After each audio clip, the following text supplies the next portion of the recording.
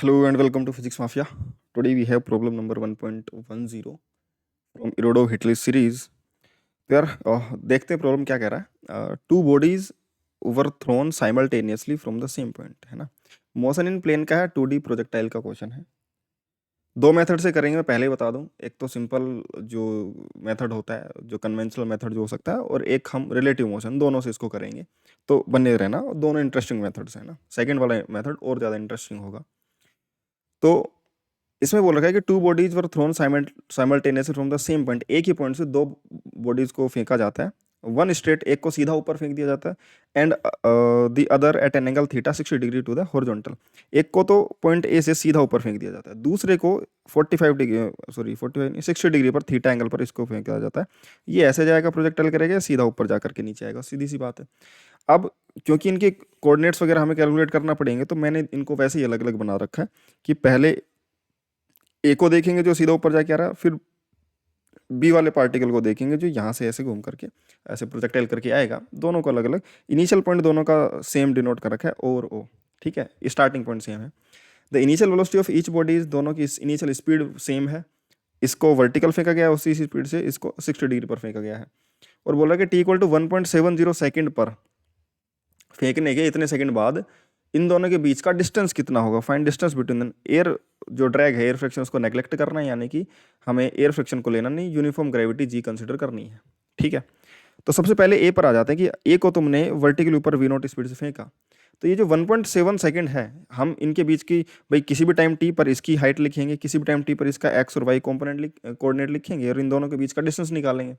लेकिन हमें पहले चेक तो करना पड़ेगा ना कि 1.70 सेकंड तक क्या ये हवा में रहीं भी गए जो हम कैलकुलेशन करने, या फिर कोई वापस से लौट करके नीचे आ जाएगा, है ना. तो इसका टाइम ऑफ फ्लाइट अगर हम देखेंगे, क्योंकि वर्टिकल ऊपर की तरफ फेंका गया, तो उसका time of flight 2 V naught by G बनेगा. तो वी नोट के लिए 25 रख देंगे, 2 यू बाई जी जो होता है, यू की 25 रख देंगे, तो टाइम आ जाएगा 5 सेकंड्स. और ये ग्रेटर देन 1.7 सेकंड है, मतलब कि ये 5 सेकंड तक हवा में रहेगा, तो 1.7 पर तो रहेगा ही रहेगा. इसके लिए 60 डिग्री है और ये वी नोट है, तो vertical component v naught sine theta. Time of flight इसका भी क्या बन जाएगा, 2 u y by g. U y क्या, वाई डायरेक्शन की वेलोसिटी. तो वाई डायरेक्शन का ही जो मोशन होता है वही बताता है कितनी मैक्सिमम हाइट गेन करेगा और कितने टाइम बाद वापस लौट के आएगा, क्योंकि वो वाई डायरेक्शन में ही गया था इस प्लेन को छोड़ करके. तो 2 इंटू यू वाई कितना, जैसे इसको प्रोजेक्ट करा गया वी नोट से, वैसे इसको वर्टिकली प्रोजेक्ट करा गया यू वाई से, तो 2 यू वाई बाई जी इसका टाइम पीरियड होगा. यू वाई बन जाएगा v naught sine theta. V naught है 25 और साइन थीटा तुम्हारा साइन 60 कितना बन जाएगा, ये थीटा तुम्हारा कितना, 60 डिग्री. तो 2 वी नॉट साइन थीटा, और साइन थीटा की वैल्यू यहाँ पर गलत रखी हुई है. साइन थीटा की वैल्यू बन जाएगी यहाँ पर साइन 60 √3/2. √3/2, तो ये 2 से 2 कट जाएगा, और ये कितना बन जाएगा, ये 2.5 √3 बन जाएगा. 2.5 √3 सेकेंड, 2.5 √3 सेकेंड्स. हालांकि ये 2.5 √3 सेकेंड भी 1.7 सेकेंड से ज़्यादा है. इसका मतलब हमें ये पता चल गया कि इस 1.7 सेकेंड पर दोनों ही पार्टिकल हवा में ही होंगे, और हमें फिर किसी भी टाइम उस किसी जनरल टाइम टी पर पहले हम इसके कोऑर्डिनेट लिख लेंगे, उसमें टाइम बाद में 1.7 रख देंगे. ठीक है, क्योंकि दोनों हवा में रहेंगे तो दोनों की यूनिफॉर्म एक्सेलरेशन जी मानी जा सकती है. अदरवाइज मान लो कोई एक पहले ही ग्राउंड पर आ जाता, तो जितने टाइम वो ग्राउंड पर आया तब तक ही वो इक्वेशंस लगा सकते थे, उसके बाद तो वो रेस्ट में आ जाता. ठीक है, तो चलिए अब दोनों हवा में है, तो पहले ए की बात कर लेते हैं. ए का किसी भी टाइम टी पर हाइट कितना हो, क्योंकि ये तो वाई में जाएगा, इसका एक्स कोऑर्डिनेट तो हमेशा जीरो ही होगा, एक्स में तो इसकी कोई वेलोसिटी है ही नहीं, तो इसका एक्स कोऑर्डिनेट तो जीरो ही है. वाई कोऑर्डिनेट कितना होगा, वाई हाइट मान लो कि इस टाइम टी पर एच हाइट पर है, तो एच हाइट क्या लिखी जा सकती है, वाई डायरेक्शन में डिस्प्लेसमेंट का फॉर्मूला लगा देंगे, U T plus half A T square Y direction में. तो इसकी हाइट जो होगी यू, इसकी V naught into time T plus half into acceleration आ जाएगा माइनस का जी, क्योंकि अपवर्ड डायरेक्शन को हम पॉजिटिव मान करके हाइट को प्लस में लिखा था, वी नॉट को प्लस में लिखा था, तो एक्सेलरेशन माइनस का हाफ जी टी स्क्वायर, ये इस तरीके से एक्सेलरेशन माइनस जी होने की वजह से एक्स कोऑर्डिनेट इसका जीरो रहेगा, वाई कोऑर्डिनेट इसकी हाइट एच के बराबर रहेगी. ठीक है, इसके लिए कैलकुलेट करते हैं किसी भी टाइम टी पर इसका कोई एक्स कोमा वाई जो कोऑर्डिनेट होगा टाइम टी पर. तो एक्स में तो कितना चलेगा, एक्स में चलेगा एक्स की वेलोसिटी इंटू टाइम टी. भाई एक्स में तो कांस्टेंट स्पीड से चलेगा, क्योंकि एक्स में तो एक्सेलरेशन ही नहीं है. तो एक्स में जो बी पार्टिकल का एक्स कोऑर्डिनेट रहेगा, एक्स की velocity into time t. X की वेलोसिटी है v naught cos theta. Y direction में तो फिर से इसी की तरफ, वाई डायरेक्शन में तो u T plus half A T square लगेगा, लेकिन वाई डायरेक्शन की इसकी इनिशियल स्पीड है v naught sine theta u y. ठीक है, तो v naught sine theta into t minus half g t square, क्योंकि जी नीचे की तरफ माइनस में लिया है. तो इसका एक्स वाई कोऑर्डिनेट आ गए, इसके भी एक्स और वाई कोऑर्डिनेट आ गए. अब इन दोनों के बीच का डिस्टेंस निकाला जा सकता है. एक्स वाई दोनों के कोऑर्डिनेट पता है. कोई दो पॉइंट्स जिनके कोऑर्डिनेट्स बताऊं तो उनके बीच का डिस्टेंस x2 माइनस x1 का whole square plus y2 minus y1 का होल स्क्वायर का स्क्वायर रूट होता है डिस्टेंस फॉर्मूला। यहाँ पे लगा देंगे xb माइनस xa इसका whole square plus y minus y का होल स्क्वायर। यहाँ पर ये सारी वैल्यूज रख देंगे और इसको थोड़ा सिंप्लीफाई कर लेंगे। सिंप्लीफाई कर लेंगे तो ये थोड़ा एक्सप्रेशन ऐसा बन जाएगा।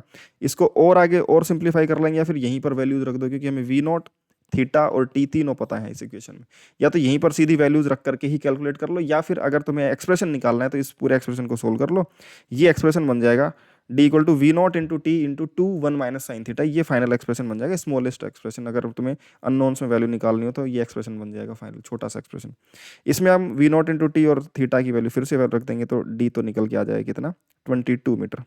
या फिर अगर हमें वैल्यू न्यूमेरिकल वैल्यू निकालनी है तो हम यहीं पर वो सारी वैल्यूज रख दें तो भी कोई दिक्कत नहीं है। ठीक है, न्यूमेरिकल वैल्यू यहीं से कैलकुलेट कर लें।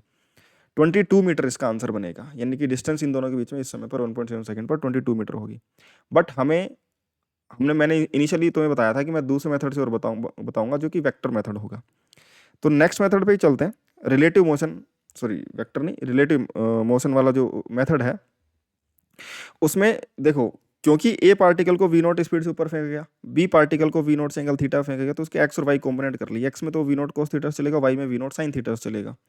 तो अब क्योंकि बी के हमने एक्स और वाई में कॉम्पोनेंट कर लिए तो इस वी नॉट को हटा देंगे। हमें पता है कि बी एक्स में इतने वी नॉट कोस थीटा जा रहा है, वाई में वी नॉट साइन थीटा जा रहा है। अब विद रेस्पेक्ट टू ए देख लेते हैं, क्योंकि ए वाई में ही चल रहा था तो हम पहले उसके रेस्पेक्ट में देख लेते हैं। जैसे ही ए के रेस्पेक्ट में देख लेंगे तो हम ऑब्जर्वर बना देंगे ए को, तो ए रेस्ट में आ जाएगा। अब देखो, जब तक हवा में है ए की भी एक्सेलरेशन जी है डाउनवर्ड डायरेक्शन में, और बी की भी एक्सेलरेशन जो है वो जी ही है डाउनवर्ड डायरेक्शन में। प्रोजेक्टाइल में भी डाउनवर्ड डायरेक्शन में कांस्टेंट एक्सेलरेशन जी रहती है। अब एक पे बैठ के देखूंगा ए पे, तो ए पे बैठ के देखूंगा ए की वेलोसिटी 0, बी को जो वेलोसिटी मिलेगी इसकी वी नॉट जो ऊपर की तरफ, इसको नीचे की तरफ मिलेगी। अब एक्स में तो कुछ वेलोसिटी में चेंज आया नहीं, क्योंकि एक्स में तो कोई वेलोसिटी ए के पास थी नहीं, तो बी को मिलेगी क्या। तो बी के पास में एक्स में वेलोसिटी तो वी नॉट कोस थीटा ही रही। ठीक है, मैं इसको ऊपर कर देता हूँ, डायग्राम थोड़ा सही दिखेगा। एक्स में वेलोसिटी तो इसकी वी नॉट कोस थीटा ही रही। वाई में वेलोसिटी देखो, खुद की बी की ऊपर की तरफ वी नॉट साइन थीटा थी, लेकिन ए के फ्रेम में ये वी नॉट इसको नीचे की तरफ मिलेगा, और क्योंकि ये वी नॉट ज्यादा बड़ा होगा वी नॉट साइन थीटा से, तो नेट स्पीड इसकी नीचे की तरफ दिखेगी। और वैसे भी देखो तो क्योंकि ए की स्पीड ज्यादा है ऊपर की तरफ, तो ए ऊपर निकल जाएगा तो बी नीचे रह जाएगा, तो ऐसा लगेगा कि ये नीचे है। नीचे मतलब कि इसके फ्रेम में ये पीछे जा रहा है। तो नीचे की तरफ वी नॉट, ऊपर की तरफ वी नॉट साइन थीटा, तो नेट नीचे की तरफ v naught minus v naught sine theta बन जाएगा। और इन दोनों का रिजल्टेंट कुछ इस तरफ आएगा, ये इनिशियल वेलोसिटी आएगी रिलेटिव। बट क्योंकि दोनों की एक्सेलरेशन भी डाउनवर्ड डायरेक्शन में सेम ही थी, तो इसकी भी जी नीचे की तरफ और इसकी भी जी एक्सेलरेशन नीचे की तरफ। जब मैं ए के फ्रेम में देखूंगा तो ये जो जी है इसको पलट के ऊपर की तरफ मिलेगा, तो जी से जी कैंसिल आउट हो जाएगा। और क्योंकि सेम डायरेक्शन में एक्सेलरेशन थी तो रिलेटिव एक्सेलरेशन वैसे ही जीरो होगी। तो रिलेटिव एक्सेलरेशन जीरो होगी, तो अब रिलेटिव एक्सेलरेशन जीरो यानी वेलोसिटी रिलेटिव कांस्टेंट रहेगी। यानी कि इस डायरेक्शन में जो वेलोसिटी आई रिलेटिवली, पार्टिकल उसी डायरेक्शन में चलता हुआ चल रहेगा, उसकी डायरेक्शन बदलेगी नहीं, क्योंकि एक्सेलरेशन ही नहीं है अब तो। और क्योंकि जब तक टी इक्वल टू 1.7 सेकंड आएगा तब तक दोनों ही हवा में है, तो दोनों की एक्सेलरेशन सेम रहेगी, तो एक्सेलरेशन तब तक जीरो ही रहेगी रिलेटिव में, और वेलोसिटी रिलेटिव कांस्टेंट रहेगी। तो सीधा स्ट्रेट लाइन में चलेगा। स्ट्रेट लाइन में चलेगा तो मान लो ये पॉइंट एक्स कोमा वाई पर पहुंच गया, तो क्या इसका एक्स कोऑर्डिनेट निकाला जा सकता है? बिल्कुल निकाला जा सकता है। टाइम टी पर एक्स की velocity v naught cos into t से। और वाई कोऑर्डिनेट निकाला जा सकता है, क्योंकि वाई डायरेक्शन में भी एक्सेलरेशन जीरो हो गई है अब इस बार, और वाई डायरेक्शन की वेलोसिटी भी कांस्टेंट है v naught minus v naught sine theta. तो वाई डायरेक्शन में वाई हाइट भी v इंटू टी से निकाली जा सकती है सिंपल। जैसे x की वेलोसिटी इंटू टाइम टी, वैसे y की velocity into time t relatively. अब जो इन दोनों के बीच का, भाई इसके रिस्पेक्ट में a तो यहीं रहा लेकिन b यहाँ पर आ गया, ये y हाइट नीचे और x हाइट आगे, तो इन दोनों के बीच का यही तो डिस्टेंस होगा। ये डिस्टेंस क्या बन जाएगा? X square plus y square का रूट। x हमारे पास ये है, y हमारे पास ये है, इसका स्क्वायर कर दिया। या तो यहाँ पे v नॉट और t रख दो, क्योंकि ये इक्वेशन वही है जो अपने ऊपर बन रही थी। ये इक्वेशन वही है जो मेथड 1 में ये इक्वेशन बन रही थी, सेम इक्वेशन है वो। उसमें अगर मैं t को अंदर की तरफ मल्टीप्लाई कर दूंगा, ये जो t है इसको अंदर की तरफ मल्टीप्लाई कर दूंगा, तो वो सेम इक्वेशन है ये। तो आगे सोल्व सेम तरीके से होगा। चाहे तो न्यूमेरिकल वैल्यू निकालनी हो तो यहीं पर वी नॉट टी और थीटा रख दो, या फिर तुम्हें वो फॉर्मूला निकालना हो तो इसको सोल्व कर लो आगे। ठीक है, तो आई होप कि तुम्हें ये मेथड पसंद आया होगा। बाकी ऐसे इंटरेस्टिंग मेथड्स के लिए तुम चैनल को सब्सक्राइब कर सकते हो, और हम मिलते हैं नेक्स्ट वीडियो में ऐसे ही नए प्रॉब्लम के इंटरेस्टिंग सोल्यूशन के साथ।